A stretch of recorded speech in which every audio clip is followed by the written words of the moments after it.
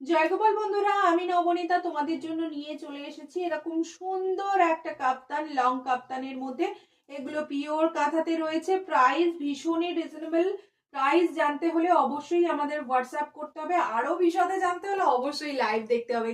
আজকে লাইভ থাকছে একদম স্পেশালি ধামাকা লাইভ। কালার অপশন গুলো দেখে নাও ঠিক রাত 9:30টায়। নতুন বন্ধুরা প্লিজ চ্যানেলটিকে সাবস্ক্রাইব করে রেখো, পুরনো বন্ধুরা প্রত্যেকটা শর্টেতে একটা করে প্লিজ লাইক দিয়ে যাও। প্রচুর কালেকশন তোমাদের জন্য শুধুমাত্র আমরা রেডি করেছি।